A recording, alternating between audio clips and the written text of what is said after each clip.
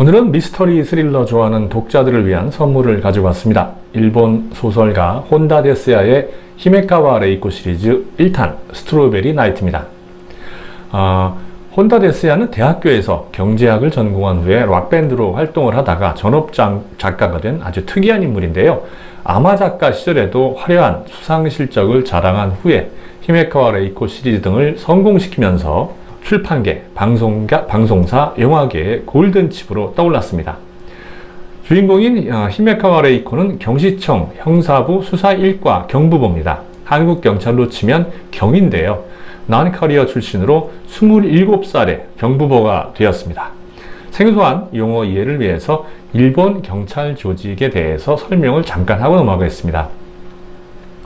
일본은 자치경찰제를 시행을 하고 있는데요. 실질적으로는 국가경찰인 경찰청이 지방자치경찰을 지배하고 있는 상황입니다. 경찰청이 지방경찰의 인사권, 업무관리, 감독권, 또 조정권을 장악한 데다가 지방경찰 최고 간부들도 다 경찰청 출신들로 임명되거든요.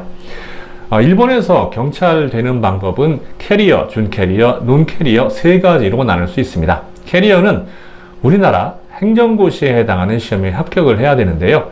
첫 계급을 경부보로 시작하고 경찰 최고위직에 도달할 수 있는 유일한 방법입니다. 준캐리어는 일반직 시험에 합격해서 경사에 해당하는 순사부장으로 시작을 하고 경찰서장급인 경시정까지 올라갈 수 있지만 아무래도 캐리어에 비하면 진급 속도가 느리죠. 그리고 논캐리어는 지방경찰 시험에 합격해서 순사가 되면서 시작을 할 수 있고 경찰 대다수를 차지하고 있습니다. 레이코처럼 젊은 나이에 경부보가 될 수도 있지만 극히 보기 드문 경우이며 대부분은 경시가 승진 상한선입니다. 주인공인 히메카와 레이코는 감각적인 프로파일링으로 범인을 추적하지만 이러한 성향을 범죄자 의식에 동조한다고 여겨서 위험하다고 보는 경찰들도 있습니다. 레이코는 10대 시절에 성폭행 트라우마에 시달리던 중 사건 담당 여형사의 모습에 감명을 받아 형사가 된 인물입니다. 진범 F는 자신을 폭행하던 아버지와 또 양육에 무관심했던 엄마를 살해한 후에 집에 불을 지르고 가출했습니다. 동년배 가출 패밀리들과 생활하다가 공범과 만나서 연쇄살인을 저지르게 되지요. 결과를 보면 그의 행동은 용서하기 어렵지만 그의 성장 배경을 감안을 하면 연민을 느낄 수밖에 없습니다. 키쿠타 가츠오는 레이코의 연상부하입니다. 성실하고 정직하지만 소심하죠. 레이코를 내심 좋아하지만 끝내 이야기하지 못하고 블루머더 편에서 다른 경찰서 여경과 결혼합니다. 카츠마타는 레이코의 천적입니다. 추진력과 수사력을 인정받는 경찰이고요.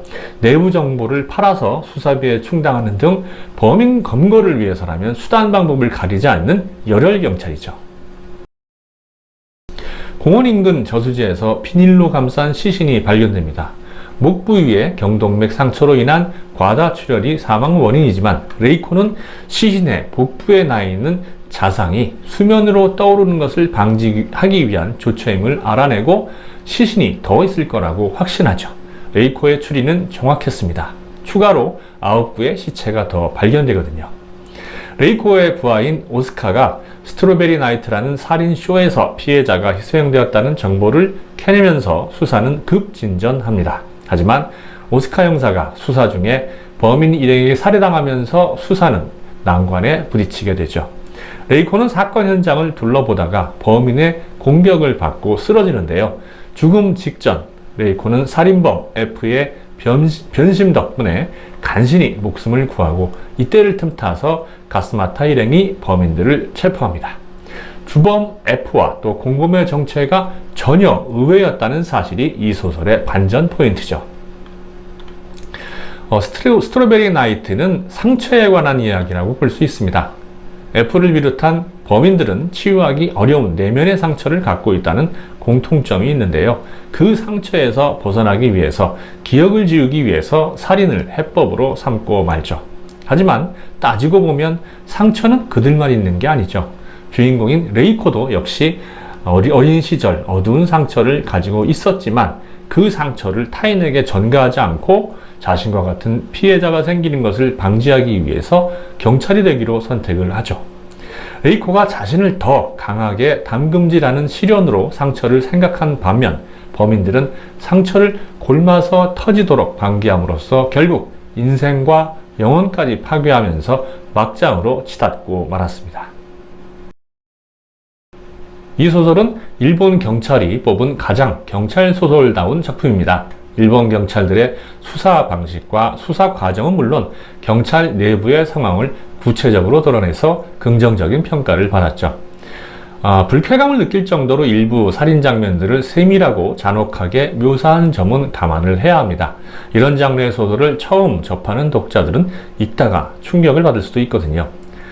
제가 개인적으로 추측을 하기에는 레이코 시리즈 첫 번째 작품으로서 화제성과 주목성을 감안해서 작가가 의도적으로 표현 수위를 높인 게 아닌가 싶기도 합니다. 이 편인 소울 케이지에서는 묘사 수위가 많이 떨어지거든요. 이 소설에서는 다양한 캐릭터들이 역할을 충실히 하면서 흥미로운 인간관계를 유지하는데요.